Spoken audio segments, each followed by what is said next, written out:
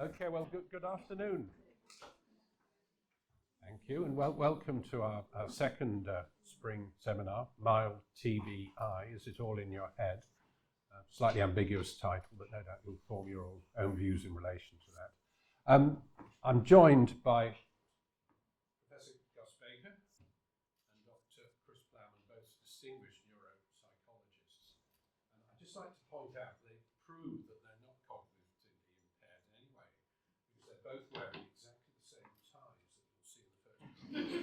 So they obviously, pure coincidence, unless they took particular effort to put those ties on this morning.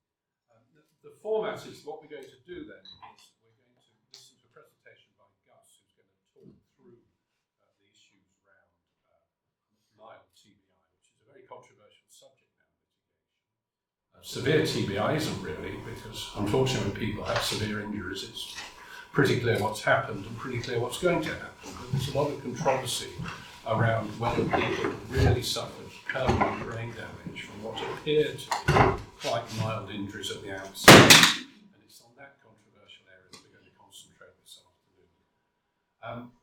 And then when we've done that, we're going to have a hot tub. Regrettably, that's just a legal hot tub. I think we'll do the hot tub joke once, okay? That's the hot tub. It'll only be a legal hot tub, and it's quite an interesting format, which we've done before, where I'll play a judge, perhaps rather convincingly, and Gus and Chris will be themselves. And I will emphasise at the beginning of the hot tub, I just mentioned now, it is role play. So when they say something, don't think that that's absolutely what they say in court. They're trying to illustrate a difference rather than expressing their own profession. Sometimes you might think, did he really mean that? Well, he probably didn't. But we'll notice that as we go on. So what I'll do now is I'll ask Gus to do the first presentation.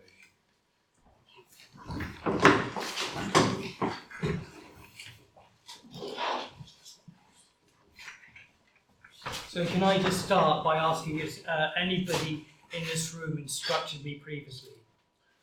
I'm really sorry, okay? I'm going to work harder. I'm going to get those reports to you on time. I'm going to be nicer, okay? Right, we got that over with, now we can start. So I want to talk to you about mild traumatic brain injuries. I want to just start off with a basic position, to remind you that this is a fascinating but complex organ. And that when you injure it in any way, you have the potential to disrupt an incredible range of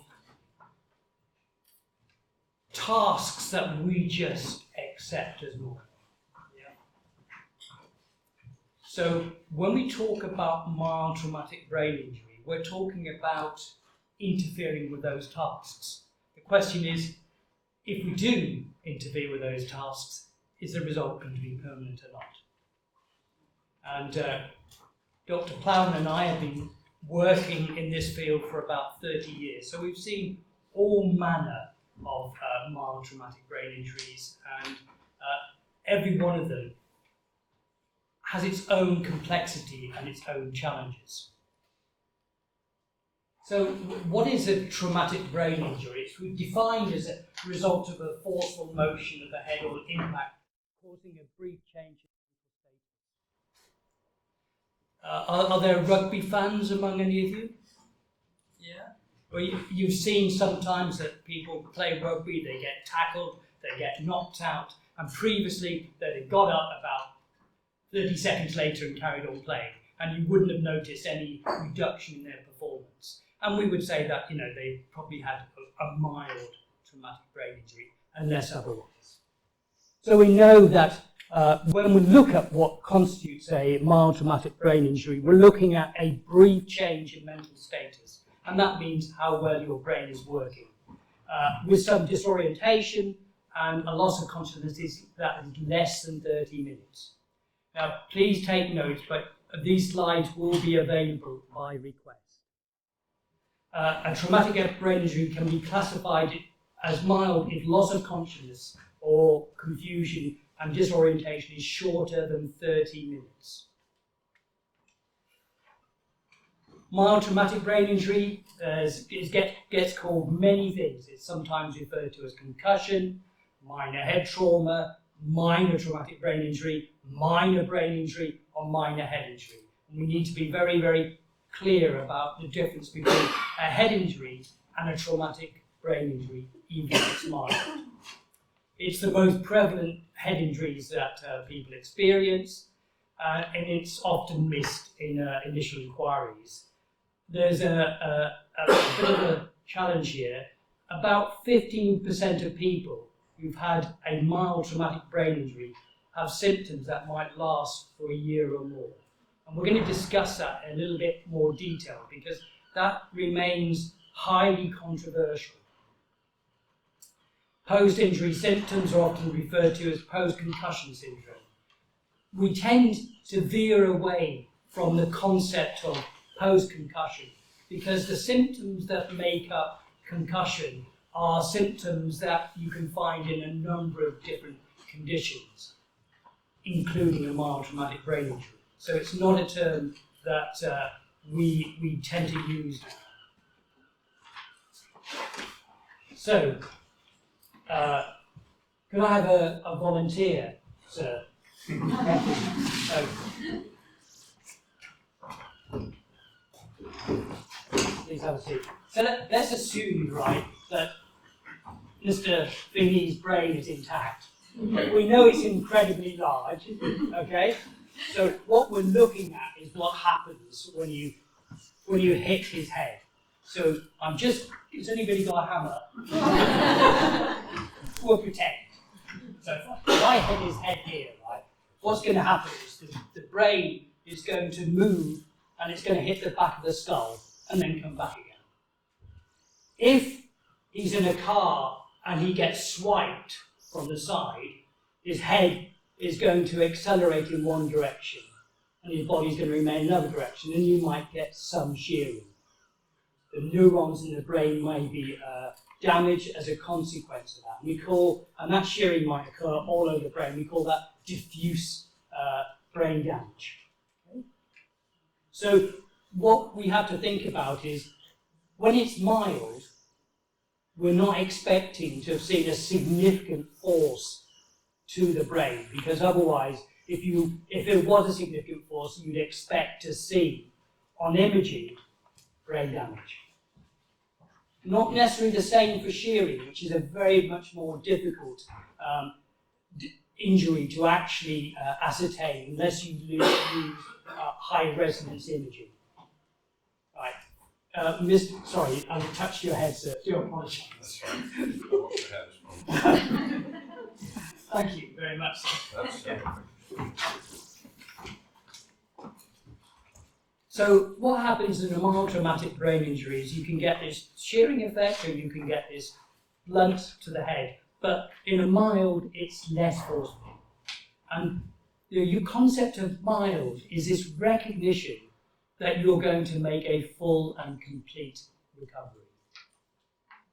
Unless you're one of these small group of people who don't. And that's when we start to actually ask serious questions about how is that the case? That somebody who only had a very mild head injury several years later is actually complaining of symptoms that you would associate with a traumatic brain injury. What are the causes of traumatic brain injuries? Falls, motor vehicles, struck by an object or against something, assaults, and then cyclists, suicide attempts, and other transport injuries.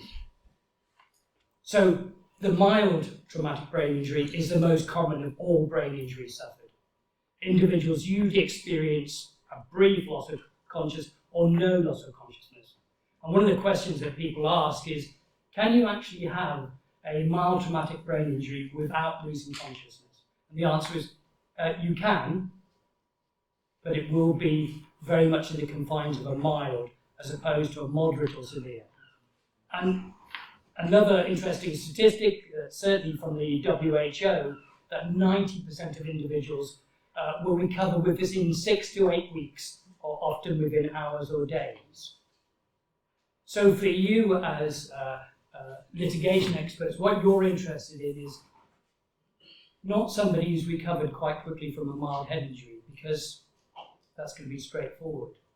What your problem is when you get somebody who presents with a mild head injury and their symptoms have continued for a substantial length of time. That's when the challenge is going to occur. So we have to classify this mild versus moderate versus severe by looking at a number of important variables. We need to look at the level of awareness at the time of the index event. So when Mr. Feeny was struck on the head, did he actually lose consciousness? And that is important. So we need to know that. How aware was he if he didn't lose a consciousness? And we're going to look at the Glasgow Coma Scale because that's the preeminent measure that we use. Did he suffer post-traumatic amnesia? And what do we mean by post-traumatic amnesia? A loss of memory for the events surrounding the head injury or the bang to the head. And that we take that period of time as the recovery to when you can start to process information and then code it and then are able to retrieve it.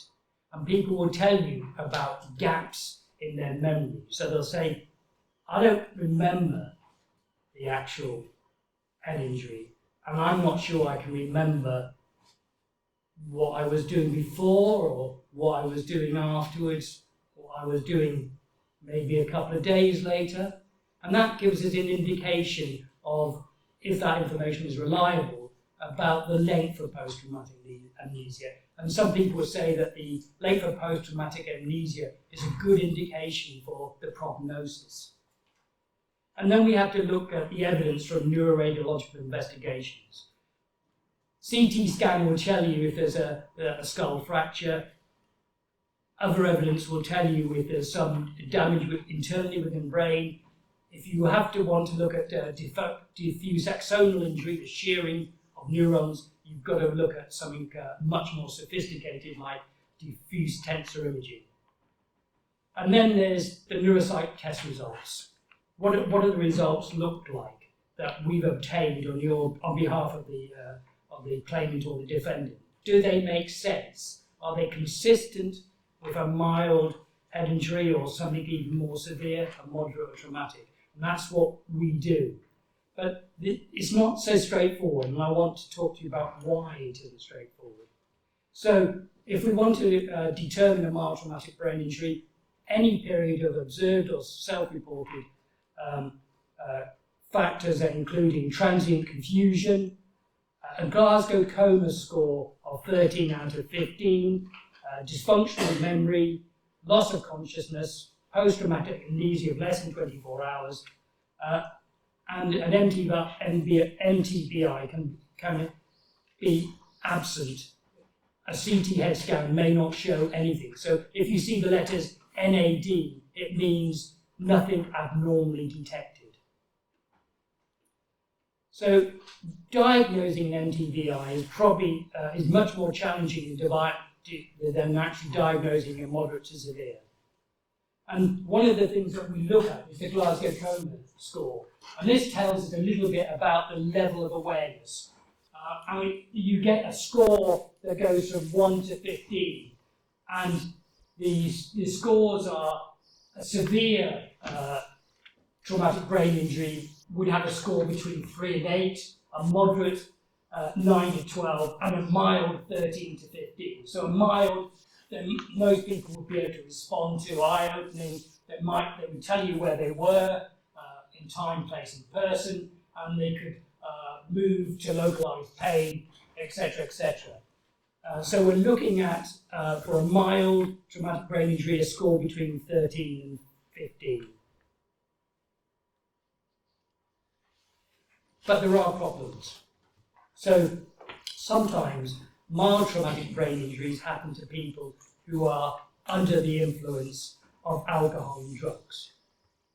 So if you're under the influence of alcohol and drugs and you've had a head injury, it's very, very difficult to work out the reliability of the GCS, because we don't know how much is to do with the brain insult, and we don't know how much is to do with the influence of alcohol or drugs at the time. And so we have to look at the reliability and validity of this measure. And that will partly depend on who scored the Glasgow Coma Scale. Was it an ambulance paramedic who's very good at this and often does it well? Was it somebody else that had come to help but may not be familiar with the GCS? Was it scored retrospectively? We don't know. So there is a question about the validity of the GCS. So when Dr. Plowman and myself look at the medical records, we try to identify who scored the GCS. And we're much more likely to be confident if it was done by a paramedic at the scene of the accident. The other time that people will actually measure the GCS is when somebody is actually admitted to hospital, either via an ambulance or not. And again, you want to know who actually completed the GCS, if it's possible to find out that. So, post-traumatic amnesia. You as litigators do not help us in this room. And the reason why you do not help us is because sometimes you don't handle a claim and you don't refer it on to us until about 18 months to 2 years after the index event. And so we then are sitting in front of somebody and saying, so what do you remember about the events surrounding that accident? Now, can somebody tell me in this room, what were you doing on the 12th of February 2022? Come on, somebody. Oh dear. We have a problem. And of course, what we're asking people to do who've had a brain injury is to tell us what they can remember about 2 years ago. Now, of course, what you could argue is that an index event, such as being involved in an RTA, is going to lay down some important markers. That date, for example. So we have to base our PTA sometimes on retrospective accounts from the claimant, which is not always easy. And of course, what happens is, usually, if you have a mild traumatic brain injury, you also have orthopedic injuries. You might have fractured your hip, you might have broken your leg, you might have broken your shoulder, etc., etc. And what the ambulance staff will do is they will give you an analgesic to soften the pain, to help you with the management of the pain. And of course, what analgesics do is they interfere with your memory processes. So you can therefore not encode information as well. So therefore, there's another challenge to trying to work out the length of post-traumatic amnesia if somebody has been treated with analgesics at the time of their index event. And then you've had this road traffic accident, for example, where you've been knocked off your bike. And you've had orthopedic injuries, and it's been a long recovery, and you've seen a psychologist, and then you've seen all these experts, and you've probably told the story of the accident maybe about 15 or 20 times, and you told all your friends and everybody else. And the question there is, how much of that story is related to actually your memory, or how much is it actually impeded by what people told you had happened, or what you did, what you thought about that to make sense of the story? So it gets a bit convoluted, and working out exactly what people remember or not from an event that happened some time ago, which they've told loads of people about. So sometimes there is a discrepancy. So they told the orthopedic surgeon that they were rendered unconscious and they couldn't remember anything for the next few days. They tell the neuropsychologist, knocked out, don't remember anything. First thing I remember was 7 days later. And we have to try and work out what is likely to be the most accurate picture. So there's a challenge there. And then the neuroradiological evidence. So as I said, a CT scan will tell you if somebody's had a skull fracture or they've had an acute intracranial hemorrhage. If they've had an acute intracranial hemorrhage and skull fracture, you're immediately disposing of mild and you go into a moderate to severe traumatic brain injury. An MRI scan will explain some of the neurological symptoms and identify subacute or chronic traumatic brain injury. But you need to do advanced MRI techniques such as diffuse intensive imaging to identify whether there's been diffuse axonal injury, and that's much more difficult. And of course, DTIs are not commonly administered in hospitals, and there is still some controversy about whether DTI can reliably differentiate between, for example, depression and a traumatic brain injury. And you can see that people who've had depression also show some white track images on a DTI without having a brain injury, and vice versa. So the most standardized assessment of traumatic brain injury is the application of the Mayo assessment. And the Mayo assessment makes it very clear what is a moderate to severe definite TBI. And that's the term that we use for somebody who's had a traumatic brain injury with a subarachnoid hemorrhage or with intracranial hemorrhages and a skull fracture. And the Glasgow stone is reduced. There's a significant period of post-traumatic amnesia, and there's evidence from the neuroimaging of brain injury. And if it doesn't show that, then we classify it as mild, probable, or possible. Okay, and the probable is on the balance of probabilities, it's likely to have occurred. Possible is it could have occurred, it may not have occurred. So we've got some very clear ideas about that, but as will enlighten you that one of the problems about all of these classification systems is that they don't provide a prognosis. You can't tell how a person's going to be, whether they've had a mild, a moderate, or severe. You're more likely to be able to predict how somebody's going to be in the future if they have a severe traumatic brain injury or a moderate, but you can't easily predict what happens if they have a mild. And the brain doesn't simply accommodate the severity. The way that the brain recovers and the way the brain's impact will depend on so many important factors, including the nature and the severity of the actual injury that causes the brain to be damaged. It also depends on the resilience of the individual. You're much better off having a head injury if you're exceptionally bright. Why? Because you have some resilience there in your brain to actually recover. And if you're already compromised intellectually, the impact of a traumatic brain injury becomes much more significant. The recovery from a brain injury also depends on other non-clinical factors. And the factors that help us understand the recovery of a brain injury is how much social support you get at the time of the index accident. If that's continuous, then that gives you the best advantage from making a good recovery. But I'm reminded that people who've had moderate to severe traumatic brain injuries, the divorce rate is exceptionally high when compared to their peers.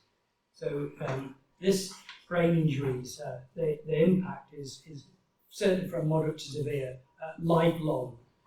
And you can assume that if you've had a moderate to severe traumatic brain injury, things never ever go back to the way they were beforehand.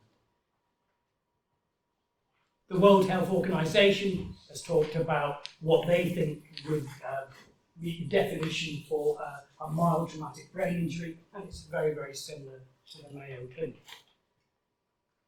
This is a very good table from my colleague Sally Baxendale, who's actually looked at a number of different methods and said what factors are important in classifying a mild traumatic brain injury. Please don't feel you need to copy this down, and you can have a copy of this slide. But what are the common consequences of a mild traumatic brain injury? If you have a mild traumatic brain injury, what sort of symptoms are you going to actually exhibit? You'll exhibit fatigue. It's one of the most common consequences of any head injury is fatigue. Headaches, maybe. Visual disturbance, maybe. Sleep disturbances, usually. Blurred vision, sometimes. Nausea, sometimes. Dizziness and loss of balance, quite frequently. You're certainly going to experience some memory loss, impaired attention concentration, and slowness in thinking. And behaviourally, even with a mild traumatic brain injury, people sometimes often become irritable, depressed, anxious. They have problems with emotional regulation, loss of initiative, and problems relating to their employment and their marriage. And other symptoms associated with mild traumatic brain injury: nausea, loss of smell, sensitivity to light and sounds, mood changes, getting lost or confused. Now, I think anybody in this room, if you have those collection of symptoms, probably you would probably think that something is seriously going wrong inside your brain. But it may not be the case. It depends on how long these symptoms last. Now, the most difficult traumatic brain injuries I've come to deal with is damage to the frontal lobes. The front part of your head, it makes up a substantial part of the brain, and it's exceptionally important in the way you operate on the world. So you need a frontal lobe that's intact to be able to plan, to judge things, to order and sequence events, for your attention skills, for your insight and foresight, your conceptual shifts, visual scanning, motor regularity, emotional regularity, and inhibition. So let me give you a case of a severe frontal lobe. So I went to see a guy who'd been electrocuted, and he suffered a significant organic brain injury as a result of that electrocution. So I went to see him in a nursing home, and I sat down and I introduced myself, and we had a nice chat. And I said, "How long have you been here?" And he said, "I don't know, but I like it here." I said, "So is it months? Years?" He said, "I don't know," he said, "but I think it's sausages today. It's for lunch. Sausages over for lunch." So I said, "Okay." Took some history, started to do some tests, and then he said, "Have you got a Mars bar?" And I said, "No, I haven't got a Mars bar." He said, Have you got a Kit Kat?" And I said, "No, I haven't got a Kit Kat." He said, "Oh, right, okay." So we carried on for a little bit more, and he said, "Have you got a Mars bar?" And I said, "No, I haven't." He said, "Have you got a Kit Kat?" I said, "No, I haven't got a Kit Kat." He said, "Oh, right." He said, "I like Mars bars." And I said, "Yes, I'm sure you do. Can we just focus on the assessment?"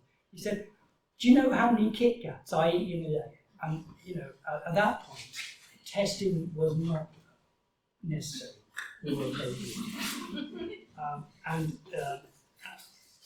As I finished up, because I took a good interview and I couldn't test it because he couldn't focus, and I shook his hand when I said goodbye, and spoken to the staff all about it, got lots of information.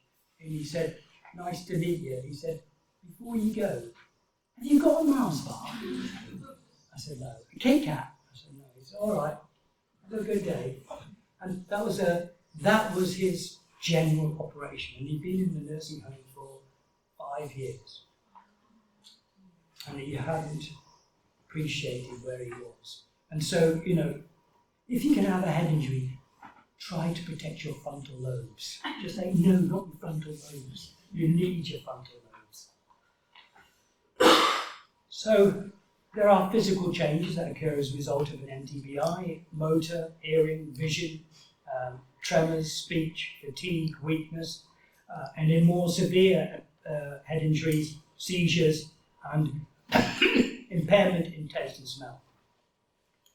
And if we look at the sort of cognitive effects we might expect to see from a traumatic brain injury, memory, attention, concentration, processing, aphasia, and then executive skills, problem-solving skills, organisation, self-perception, and all of these will be quite they'll be quite easy to detect, particularly when you start to engage people and you start to talk to them.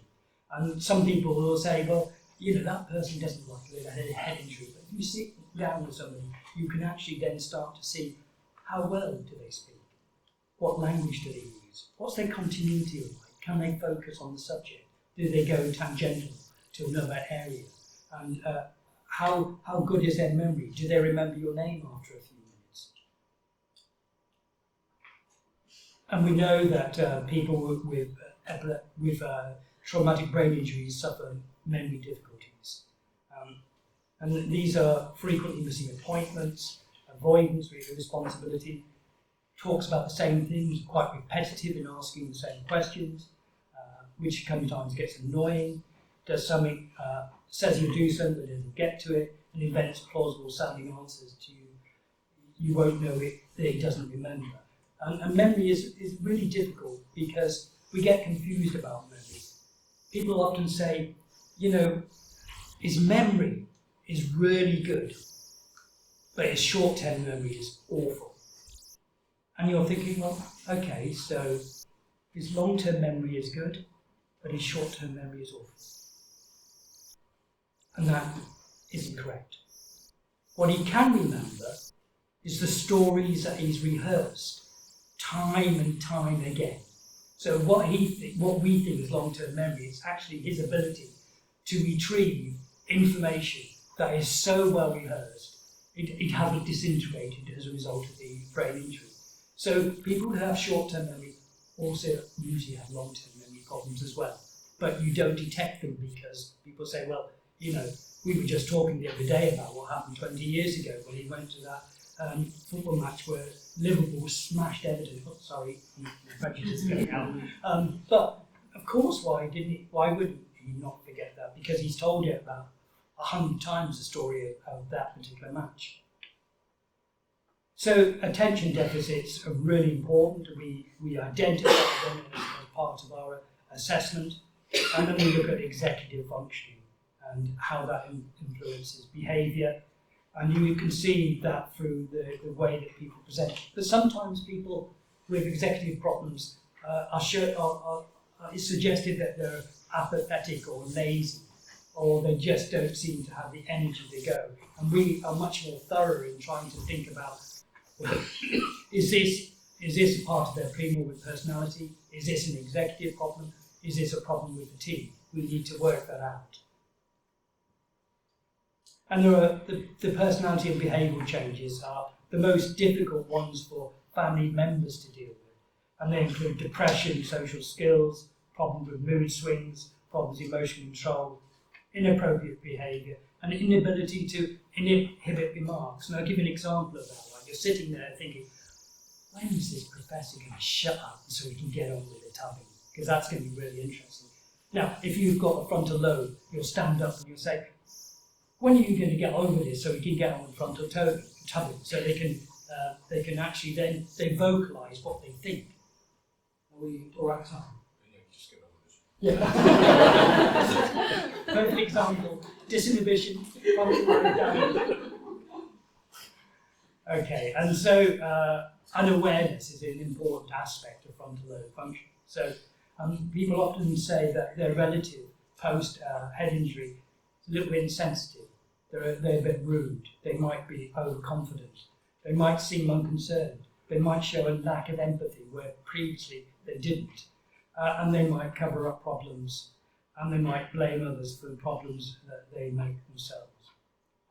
And we know that in severe cases of frontal lobe damage, there are problems with initiation. Yeah? There are problems with difficulty maintaining relationships. It impacts on their self-esteem, and there's difficulty forming new relationships and relating to others. So the effects of a traumatic brain injury are quite substantial and can be quite significant and quite wide-ranging. And you have to, really invest in trying to understand what was the individual like before the indexed event. Because what you're doing is trying to make sense of what changes have occurred. And that will help you think about the extent of the brain.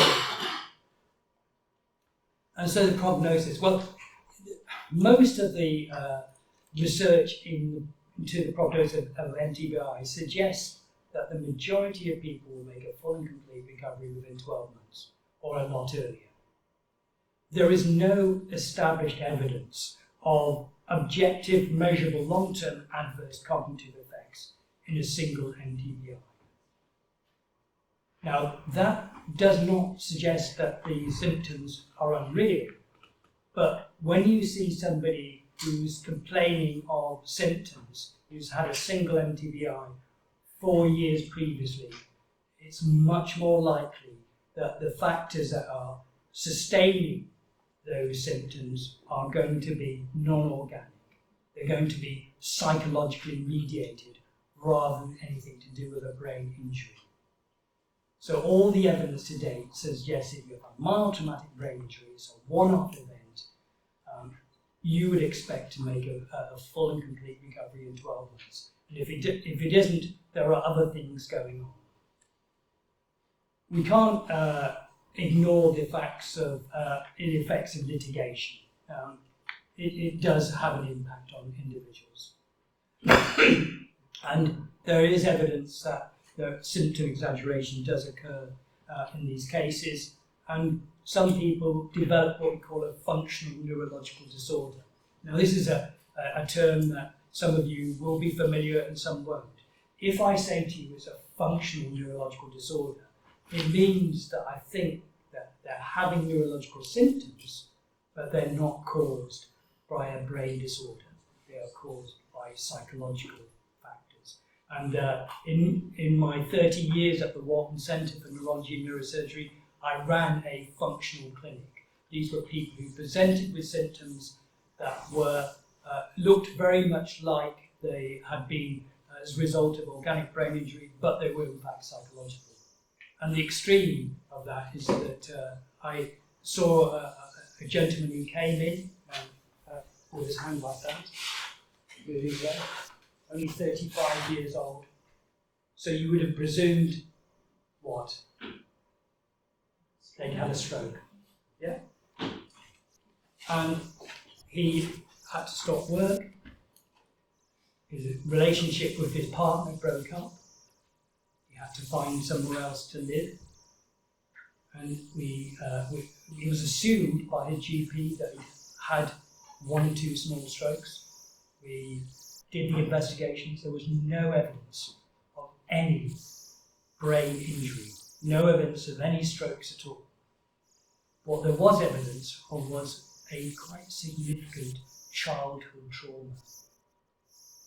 And his way of coping with the consequence of that childhood trauma was to present it as physical symptoms, because that's the only way he was able to cope with it.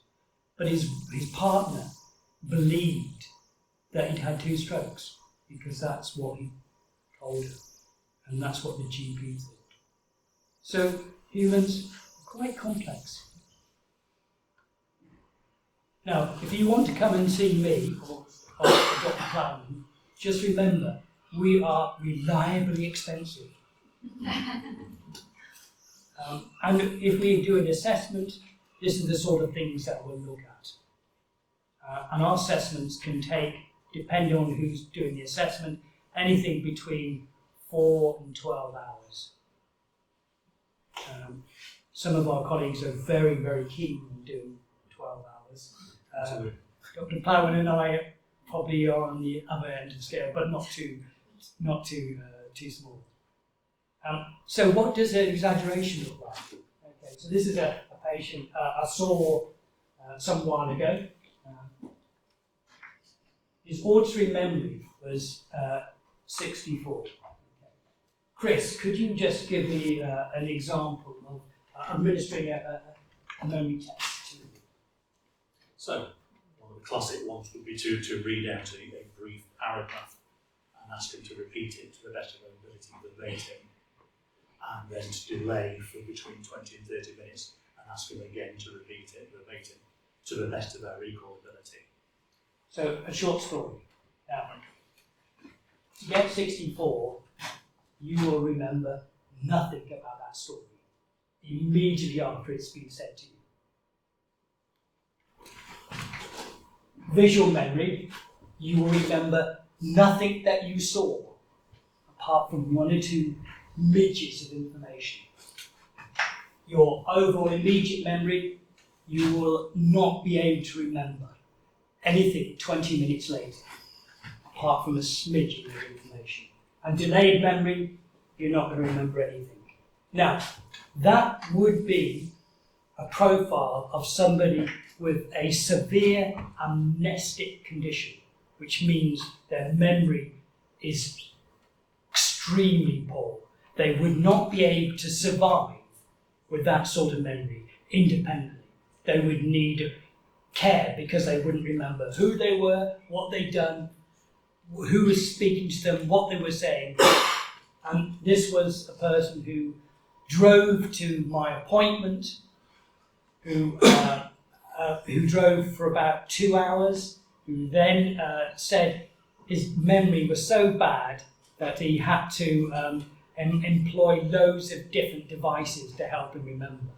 Well, clearly they weren't working. And so that is the profile of somebody who's exaggerating their deficits. You are not going to, you look at those scores and you think that the guy must have been accompanied by several staff to be able to support him, because that's the profile of somebody who's severely amnestic. That's it, sir. Well done.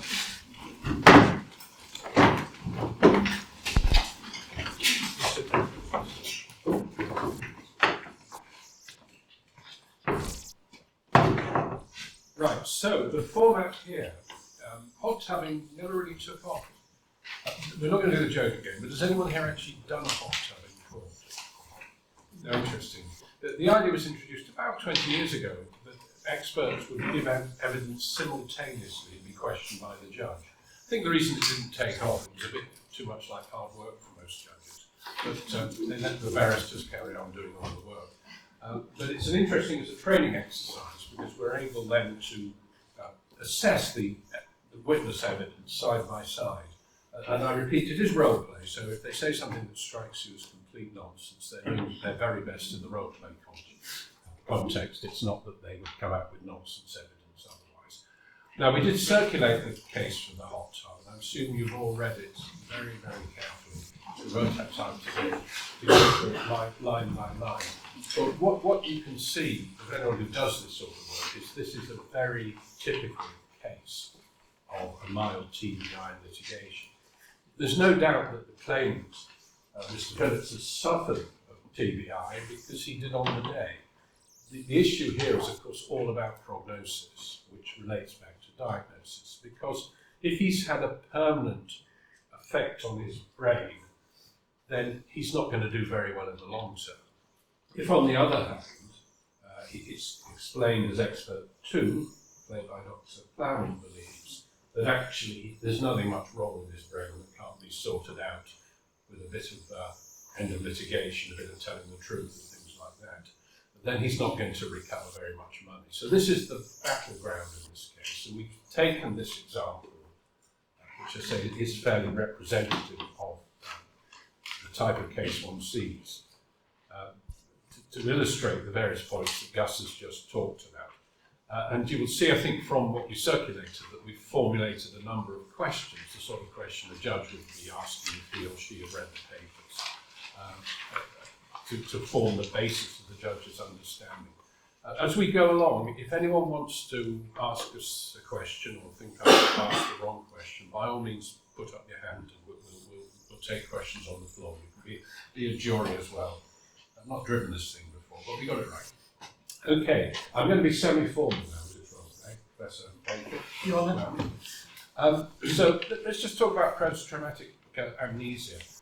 I think we can start with an agreement, can we, that post-traumatic amnesia is significant? It's certainly, Your Honour, one of the factors that we take into account. whether it's significant or not is dependent on a number of different Well, variables. the answer, obviously, is significant, but it's a significant factor to be considered. It is, Your Honour, yes. And you would agree, Dr. Plowman? I would, Your Honour. But as I understand it, you take different views as to what was the level of post-traumatic amnesia in this case and where that's taking us. Yeah? That's correct, Your Honour. So if you would just explain, Professor Nagle, why you think the post-traumatic amnesia here is a genuine history which is very significant in your diagnosis, which I understand your position to be. Well, if I could just start off by saying that Mr. Phillips is a genuinely nice person. Yes, well, I'm sure he is, but can we answer the question? Yes, certainly.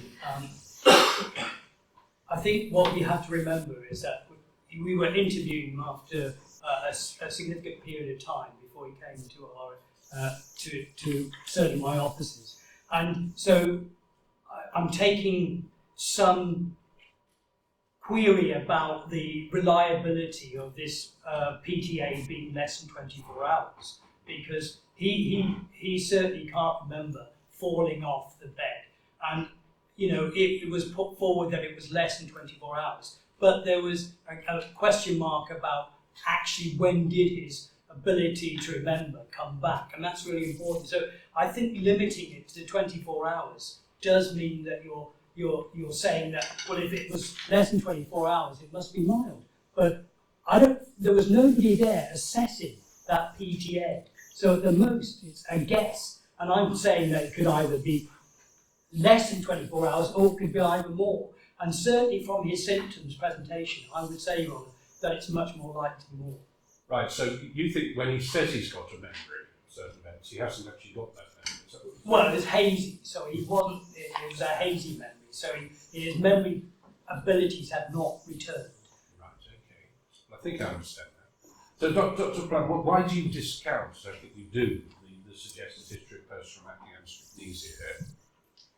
Effectively, because we readily agree that post-traumatic amnesia is a very good guide. There's a dose response to post-traumatic amnesia.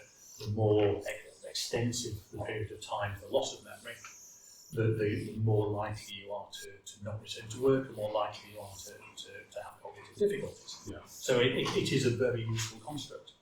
But the difficulty with PTA is it's the most subjective of the differing measures of brain injury severity.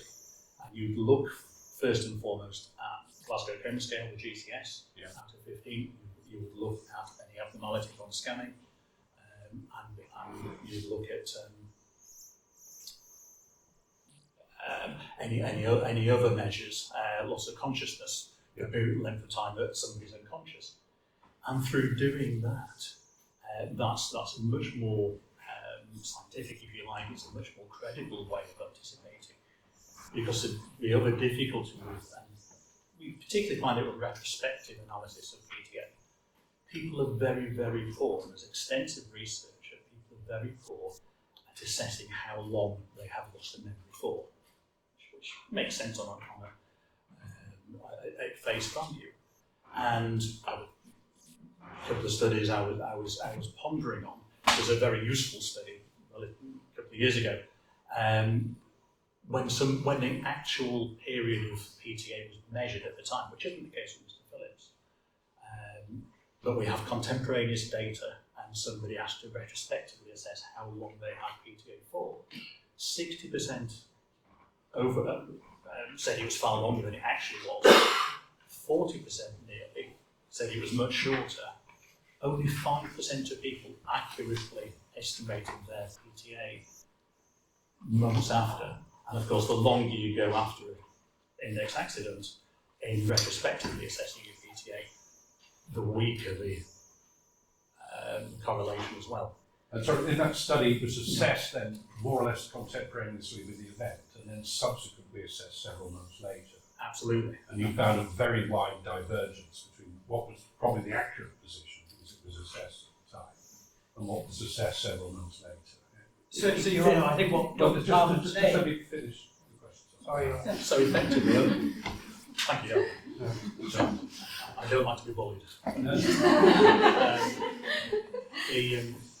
So effectively what I'm saying is Mr. Phillips may be the one in 20 people who's accurately able to recall how long his PTA was for. Okay, I think I've got this. I've just got a question. So what you're really saying is that you don't think his subsequent assessment, months after the event, really can be relied upon at all as indicating. It may just be imperfect memory, as we all have, for events several months earlier. Absolutely, that's nothing pejorative about Mr. Phillips. Yeah, It's purely the way memory works. Absolutely. It's a pleasure to say. Your Honour, can I just... Yes, it's your turn now. Yeah, thank you. Make a point here.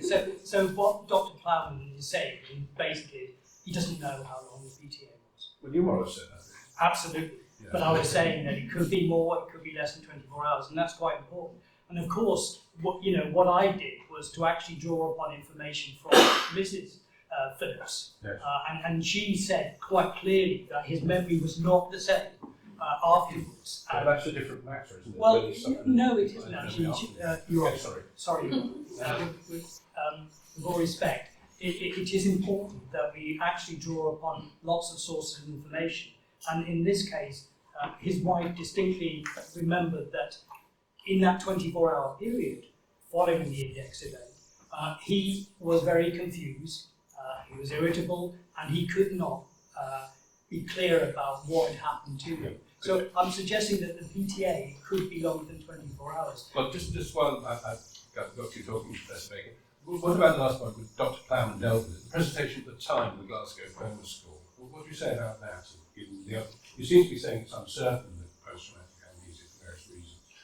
But isn't the contemporaneous evidence actually not consistent with having significant post-traumatic amnesia? Because he was all right on the day. Well, to be honest, Your Honour, it's important that we use words properly. And when you say significant, I'm not saying that he had an extensive period of PTA. I'm saying that he had a period of PTA that may well have gone beyond 24 hours, which would have placed it in the realms of certainly a traumatic brain injury, as opposed to no injury at all. Well, okay, well, I'm anxious to move on. Does anyone want to ask any questions arising out of that? Like do better than I do? Is there a picture on that issue? No. Okay, we'll move on. So, Professor Baker, you had a normal MRI. Well, that's the end of the brain damage, isn't it? The normal MRI. No, Your Honour. Oh, really? Yes, and if I could assist the court by explaining, Yeah. it is possible to have a traumatic brain injury and still have nothing abnormal detected on the MRI scanner. And the difficulty is that if you do a CT scan and you show nothing, that doesn't mean that there is an absence of a brain injury. It means it hasn't detected a skull fracture or a subarachnoid bleed. If you do an MRI scan, you may see some intracranial damage or not. But if you really want to know if there is any real brain injury, then you'd have to go down the line of looking at more specific imaging like diffuse tensor imaging. And that, Your Honour, would really make the picture very, very clear about the injury itself. So two points at once, really, then. But the important point to take out of what you're telling me is that this MRI, which is a sort of standard MRI, isn't good enough to detect subtle brain damage. That's correct, Your Honour. Okay. But nonetheless, the fact that it's a normal MRI is pointing in a certain direction. It's pointing in the direction that if somebody continues to present with symptoms after over a longer period of time, you have to ask, well, is this a consequence of a subtle traumatic brain injury that has not been recognised? Okay. I didn't think it was quite pointing there, but thanks for putting me on the right track. Now, Dr. Plowman, you believe that the normal MRI is very helpful here in determining whether there's actually permanent organic damage to the brain. Absolutely, and the difficulty with ultimately I'd defer to a neuropsychologist on such matters, but for the purpose of the discussion today, there are no biomarkers for mild traumatic brain injury that are recognised. There is no, I'm categorically not talking about complicated mild, but mild, uncomplicated, probable mild by the Mayo. There are no biomarkers for brain impairment. the difficulty is you can go down the road of ever more esoteric and exotic measures. One of the difficulties, DTI is being discussed an awful lot within the field. It's not recognised. Certainly in America, who have a downward standard, they don't recognise the use of DTI. Within the UK, it's not acknowledged by peer groups. Likewise, MEG scans, diffusion weight imaging, none of these, as very eloquently put by Professor Baker, part of the difficulty is abnormality on scanning can reflect depression, for example. I take a little bit of offence and concern when you use the words exotic as describing the effects of not doing some imaging.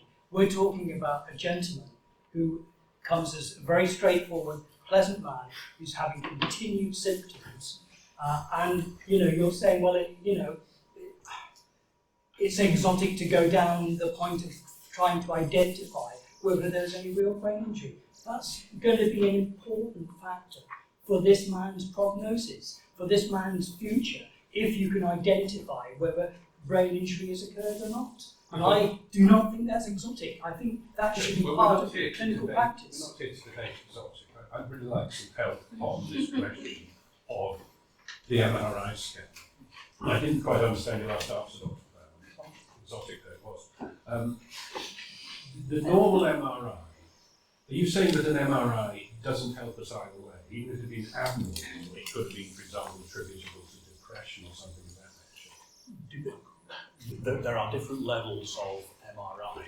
The standard one in use is a 3T MRI. They then move incrementally to 6T, 9T.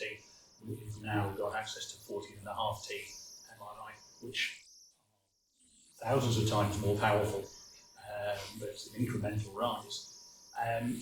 Ultimately, it's the functional outcome that you're looking for with any scan. An abnormality on the scan doesn't in and of itself indicate the consequences of that abnormality. It's only possible to say it's there. And when you move down and ratchet up the degree of scanning and start using unrecognised, non-peer approved methods, such as MEG scans, such as DTI, the difficulty is you're then introducing factors that aren't indicated within mild TBI. They can be explained by other factors. Well, Professor Baker was suggesting if you carry out a more sophisticated MRI, you might see something. Now, if that's correct, would that lead you in the opposite direction? Would you be saying, well, probably this man has had a permanent effect on his brain from this injury? Not necessarily, because there's very high levels of abnormality on scanning in the absence of brain injury. There's also different conditions that can lead to abnormality on brain scanning, which are also nothing to do with brain injuries as well. And I'm teasing out, it's why DTI hasn't been accepted within the legal system to date. It's impossible to relate that to an individual.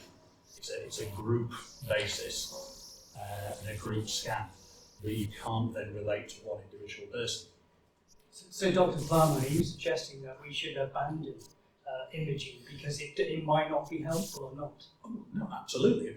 It's essential to experiment and for the science to progress. And there may be, in the future, biomarkers that we can discover indicated with mild traumatic brain injury, but we're not there yet. Okay, I think we're going to give it our point, if I can just say so, because I'm trying to work out whether this Phillips, very nice man who he is, whether he's actually suffered a significant lesion to his brain, which is going to affect him for the rest of his life. And what you seem to be telling me is the history of post-traumatic amnesia is so shock-true with uncertainty that it doesn't really help. And the MRI doesn't really help, because if it shows nothing, there might be something there you can't see. If you see something there, it might not be attributable to what happened to him in the accident. That's a very good summary of the situation, which is why, That's great, thank you.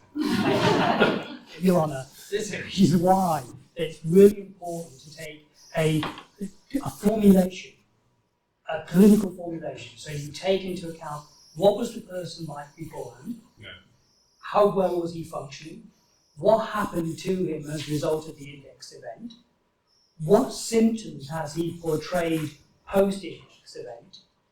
And then you need to work out, are there any other factors that could explain his symptoms? And in the absence of any significant factors, you could say, well, he wasn't like this before, he's had a head injury, he's like this now. Yes, okay. Well, that's a different issue then. We'll move on to that in perhaps an alternate formulation. Let's move on to the next question. Now, the neuropsychological testing, I think it's agreed that that showed a pattern consistent with a continuing lesion to the brain, to use old-fashioned terminology, yes? And I think, Professor Baker, you attached particular significance to that. I did, Your Honour, and I assessed this man over a 6-hour period. I interviewed his wife, I collected information relating to his pre-morbid functioning, his current functioning. I looked at the key areas of neuropsychological functioning, and I provided information that in my report. And I think the issue is that it wasn't actually tested for malingering. I had to apologise to the court, Your Honour, in that in this particular case, I was going to use a particular program from the computer that I was using, Right. and that computer failed, Right. and therefore I wasn't able to assess it using a standard measure of performance validity. But I can assure you, Your Honour, that in the absence of being able to perform that test, I did a very in-depth profile of his test results, because there is pattern results that clearly identify trying or not, and I applied my understanding of those expectations of what we should see, what we did see, and I found no evidence to support deliberate underperformance or even underperformance per se. But Dr. Plowman, I mean, you would presumably normally carry out testing for malingering. As it happens, Your Honour, I wouldn't. It's not a term I use in clinical or medical legal practice. Performance validity is preferred one. I wouldn't like to encroach on your territory by labelling somebody as malingering and go to motivation. That's good to know. But in terms of the value of these tests, are you agreeing that they show something consistent with a significant ongoing head injury? I don't.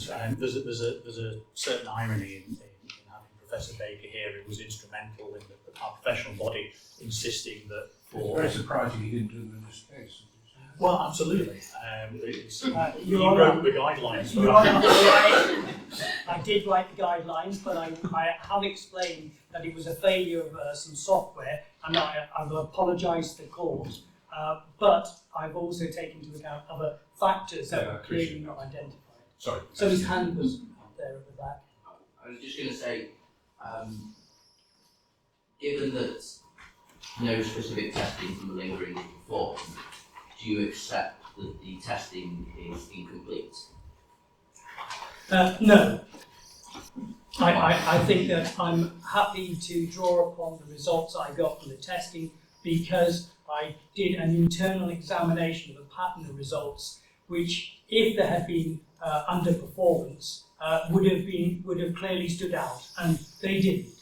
And so, as a consequence, I regret I didn't perform a performance validity test, but I feel that has no bearing on the opinion that I expressed in my report. Okay. Nice question. Is there no way of performing the test without the computer software that you refer to? So is the computer software the only means of testing the validity of... Do I have to answer that question? I think the software's in the North Sea, I think you told me. Yes, there is, and Okay. If anyone's going to ask a question from now, make it a nice one. I thought it was a nice question. But again, they could have been, but they're not as reliable as the computerized ones that I use. And it's really interesting, the sensitivity and specificity of some of the other tests of performance validity are not as good. So I would have probably thought that that wouldn't have been helpful. But again, I think the internal examination of the pattern results is much more appropriate than using a test that may not have the required level of specificity and sensitivity. Well, let's move on. Can I have that woman's name? Okay, now this is an interesting question, but they're all interesting. This one particularly. So what happened to this man was at quite an early stage in his treatment, he was told by a neurologist he actually had organic brain damage. Do you think that was appropriate, Professor Baker, at that stage on the evidence the neurologist had available? Well, it's not my role to actually question the practice of a neurologist, but I would say this. What people are told about their head injuries may ultimately affect the prognosis. So if you're told that you have a brain injury of significance, then you act upon the world as if you had a brain injury of significance. So I think it's really important that you actually provide details in respect of what the person has suffered or not. And I would have said that it perhaps was unfortunate that that information was portrayed in that way. I would have, certainly in my clinic, if I'd seen this person, I would have said that you have symptoms that could be or could not be consistent with traumatic brain injury. We will need to either conduct further investigations or wait until we see what time takes on those symptoms, whether they deteriorate the passage time as part of a natural recovery or not. And are you excluding the possibility that his perception, that's Mr. Phillips' perception, that he has an organic brain injury, which has come from the neurologist, are you excluding the possibility that that's affecting him now, and it's part of his presentation? I think there's a real likelihood and possibility that being given a diagnosis is going to impact on the way you function, and I would say that. But again, I come back to my knowledge of the individual, and I don't think he came across as a very stoic individual. I don't think he would have necessarily been affected to the same degree as other people might have been. But do you want to comment on that, Dr. Plowman? Do you think that was not the thing to say? Well, I find myself in the unusual position of agreeing with Professor Baker on this matter broadly. I think there is a difficulty for people when they're told they have permanent brain damage. There's a condition known as diagnosis threat, which leads to misattribution. Most of us have experience of fatigue, sleep poorly, we experience stress at different times, different circumstances, things slip our minds, we forget. The classic, you walk into a room and forget what you went for, which is universally experienced. But if you're advised you have a permanent brain injury, you're more likely to misattribute such situations to that circumstance. And that then becomes very much a self-fulfilling prophecy and self-fulfilling prophecy. And because you'll start monitoring such situations as well. Whether the neurologist had sight of our neuropsychological reports before that was discussed, I'm not sure, but it's equally. I may disagree. I wouldn't tell a neurologist, a professional that no role. I may disagree with the permanent idea, but certainly Mr. Phillips had a brain injury. There was some organic difficulty in the initial stages. That's unarguable. From my perspective, the research indicates that would resolve within 3 months. Any conditions after that are psychologically mediated. And so you see it in the mix in terms of it's part of his psychological profile, expression, that actually he thinks he's got organic brain damage, and that's actually affecting how he behaves and how he perceives his behaviour. I think the example you gave there was, for example, his memory may actually be just as good as it always was, but he forgets anything now. He's asked somebody who doesn't know the answer, and think, oh, that's my brain damage. That's what's going on there. we have a very large body of evidence across multiple meta-analyses going back, covering thousands of patients and hundreds of different studies that show that Mr. Phillips's memory, from an organic basis, is as good now as it ever was. On a subjective basis, other factors are interfering. He's experiencing pain, he's got low mood. When I interviewed him, he complained of poor sleep, which maybe missing. All of these factors can impact on day-to-day cognitive efficiency. And if you believe or have the impression that you've suffered long-term impairment due to organic brain damage, you're much more likely to misattribute normal slips in memory. You get the impression you're not very happy with that. No, I'm not very happy. And of course, all respect to Dr. Plowman, who's extremely professional in his approach and has got lots of experience.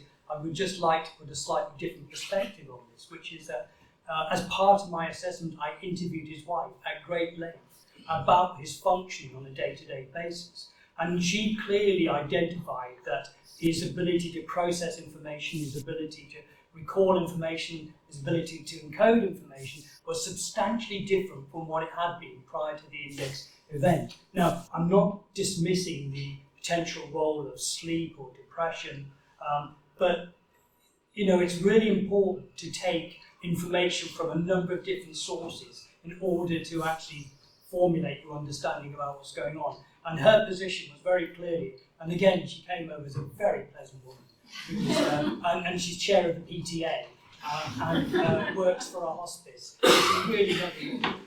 She said that it was definitely, there's been definitely a decrease in his cognitive abilities, and she did not think it was down to low mood or sleep. But I accept that Dr. Plowman, that is going to contribute. Of course it is. But might she not be suffering from the same bias as him? He might have come home and said, I've just been told I've got brain damage. She said, that explains it all. That's not the impression that I got, Your Honour. I got the impression that she was quite straightforward in her understanding of her husband's situation. Okay, let's move on, unless anyone has got any questions about that. Now, the neuropsychological testing, it's agreed, as I understand, that it shows a pattern consistent with organic brain damage. Yes, Your Honour. And you, Professor Baker, I think I can, this is a very short answer from you on this one. You would say, well, that's because he's got organic brain damage. Yes, Your Honour. Dr. Plowman, more difficult questions for you. How does he have a pattern consistent with organic brain damage if he hasn't got organic brain damage? Absolutely. Slightly longer answer. Yes. Which I apologise. No, we know that there are no biomarkers following that classification of brain injury. The evidence for abnormality on the neuropsychological test results was done without reference to performance validity measures, so we just don't know how accurate, how valid these measures are. But can I just stop you there? I mean, even in the absence of that, if he performs in a way which is consistent with organic brain damage, he's a pretty clever bloke to be able to do that, isn't he, if he hasn't got it? Absolutely, Your Honour.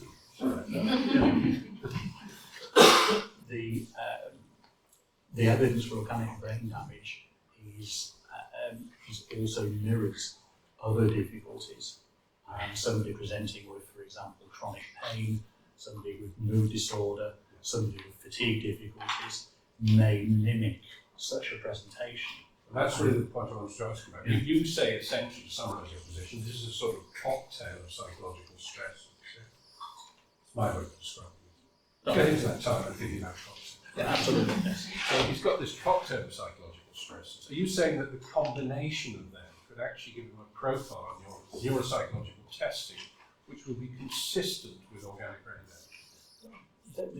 I disagree slightly with the terminology, a pattern consistent with organic brain damage, because A, there's no evidence to date of organic brain damage, and B, if a pattern of organic brain damage was evident, we would be out of the job, because there would be very little point in testing and then doing what we do.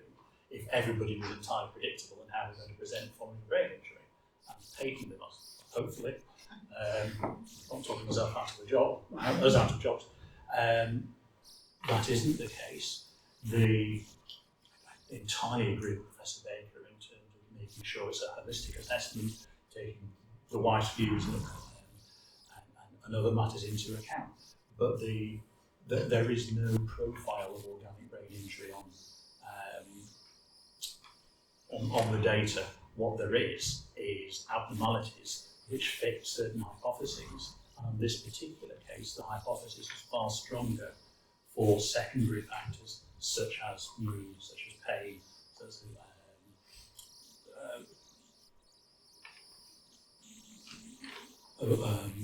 sleep disorder, sleep difficulties, and such like, rather than organic mediated brain injury. So I think, I'm not being rude, I'll say that, Professor Baker, but I think what you're saying, answering the question, is yes, he could have this profile through those number of different psychological stresses, even though it's consistent with organic brain damage. In other words, it's not a signature of organic brain damage. No. There is no signature as such. Okay. You're not going to agree with that, Professor Baker? No. Okay. Would you like me to expand a little more? Well, I think you're going to anyway, so that's I think we have to go back to first principles. First principles was, this was a man who didn't have a history of anxiety or depression or pain or sleep.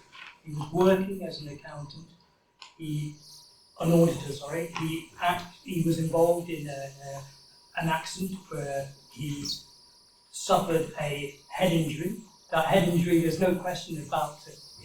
That happened and it occurred. There was a loss of consciousness. There was evidence of post-traumatic amnesia. Although the scans have not been able to identify any injury, there have been significant changes in his presentation post-accident. And his wife has identified these, and he's identified them. And so you have to draw a conclusion that, well, the pattern you see, the impaired processing speed, the impaired working memory, they are consistent with a traumatic brain injury. There was no other factors before. I think we've got all this. But I think it's important to continue revisiting that. Yeah, but the question I was really trying to get you to answer was, do you accept what Dr. Plowman says, that this presentation could be consistent with what we're describing as secondary psychological stresses? I would not be able to refute that is a possibility, but I would say that taking into account a number of sources of information, including his wife's observations of him and others' observations of him and his own perceptions, it's more than likely that he suffered a mild traumatic brain injury. Okay, anyone got any questions on that? Yeah. I presume there's been more than 12 months since MRI scan, since we were in court, so it probably took a bit longer to get to this stage. So I understand that mild injury, brain injury, will resolve within 12 months. So if we are past 12 months and we're still having these symptoms, that would either indicate a serious injury which would have been picked up by MRI, or that it's not related and it's not caused by brain injury. That's a very good point, and I would say this, that when you see an extensive period, and this is over 12 months, you could argue that there are a number of factors taken at work that support the continuation of the symptoms. It could be, well, that you've got the organic brain injury, on top of depression, on top of a sleep disorder, on top of pain. And they're all synergistically working together to contribute to the symptoms that he has. So the brain injury may, when you've cleared the depression up and you've cleared the anxiety and the pain up, the brain injury may be seen then in its full light. But these other factors may be important in understanding the continuity of the symptoms. Without these factors, would you say that the mild injuries prognosis is 12 months for recovery? for the majority of people, but there will be some people, 17%, who will continue with symptoms beyond 12 months. So less than 50. I may disagree with that. If it fits in. Please. Yeah, I think there's very extensive evidence that, and that's based on World Health Organization findings as well as the 6 meta-analyses that I made reference to, which haven't been challenged with further meta-analyses since then, which contradicts this. That the vast majority, far more than 85% of people recover within 3 months. The people who don't recover beyond that period of time, there are secondary factors at play. But from an organic brain injury perspective, the recovery is within 3 months. So return to work, a return to baseline functioning. And the vast majority of people do. There's a very tiny percentage, 50% is it? Dr. Plowman, wouldn't you agree that what you're drawing upon is group studies, and we're talking about the individual? Absolutely, but these are thousands of individuals within the group studies who haven't found. But these questions are defining the difference between them. I mean, it's accepted that some people with a mild TBI will complain of symptoms, significant symptoms, beyond the 12-month period. The question is that because they suffer the lesions of their brain that cause those symptoms, or have secondary factors come into play? And you think, Professor Baker, that there was a lesion there capable of causing those symptoms beyond 12 months, whereas Dr. Plowman, you think it was down to secondary factors which develop post-injury. Did you have a question? Yeah, so one proposal of the secondary psychological issues. Prior to seeing there's been 50 sessions of psychological therapy, why was that not effective for the secondary psychological issues?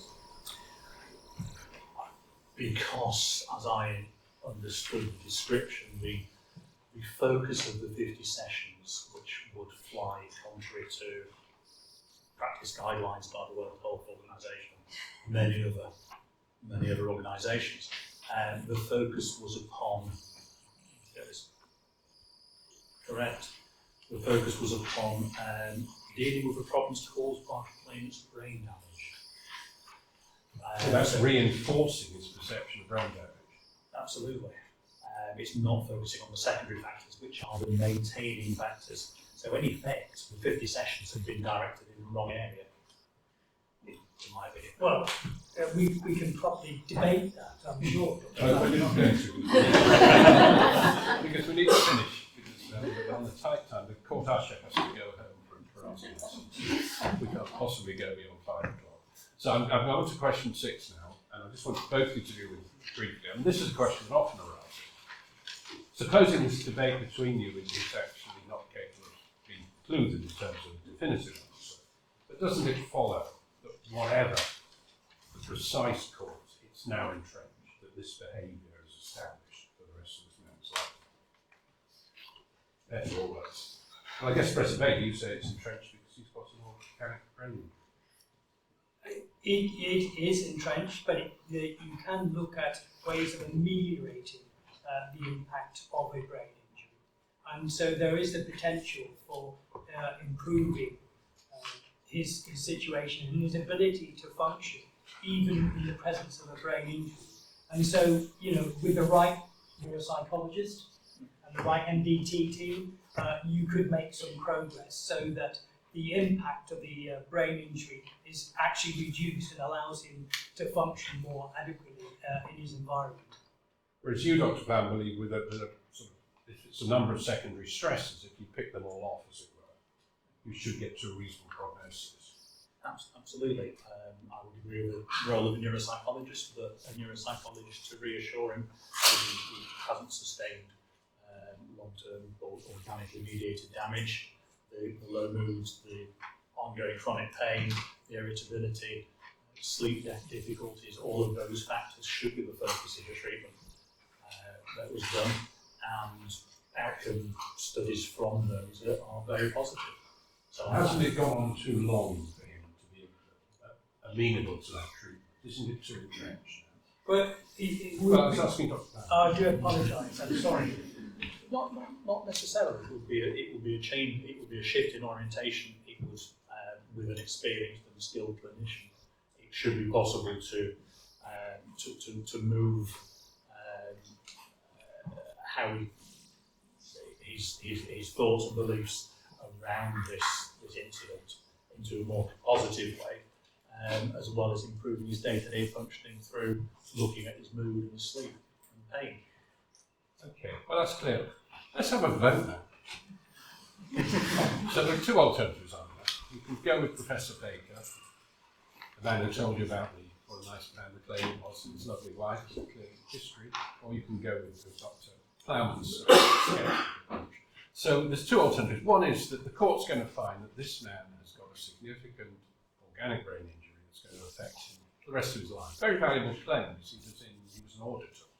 That didn't get a reasonable amount of money. The alternative is that actually this is all an unfortunate mixture of circumstances, poor clinical treatment, inappropriate therapy, solicitor telling him that he's got brain damage every time they speak, and this has turned him into a man who's actually affected by all those to the extent that he's actually behaving as though he's got a brain injury, but there's an optimistic prognosis with proper treatment.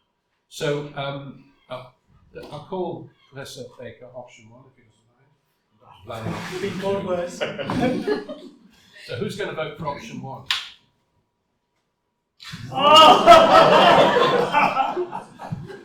Right, well that's interesting.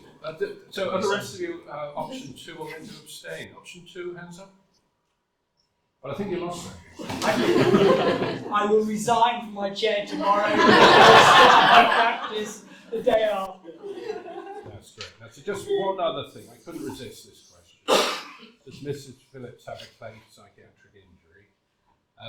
Yes, she does. Of course she does. She witnessed an accident in hospital. So can I vary the facts? Supposing it wasn't the case that the trolley caught on a rut in the corridor. Supposing it was the case that actually they didn't give Mr. Phillips enough anaesthetic. So as he was being wheeled along, not out the corridor, these poor porters, Rosencrantz and Gildenstein, thought he was unconscious. But actually he was rousable. And he roused from the trolley and he fell off. And Mrs. Phillips, nice woman though she is, witnessed that in a way that traumatised her for the rest of her life. Does she have a claim against the NHS? Is anyone going to express a view on that? I wouldn't take it. I think we go. I'd give it a go. That's really something. Well, one to be thought about. We don't know yet what an accident is in clinical negligence. Clearly, the trolley catching on the rut in the concrete is clearly an accident. We understand it. But him rousing himself and falling off the trolley, not immediately obvious that's an accident, even though it's a consequence of clinical negligence. But that's for another seminar. Well, we'd like to finish on time, which is precisely what we're doing. I'd just like to thank these two for almost behaving themselves.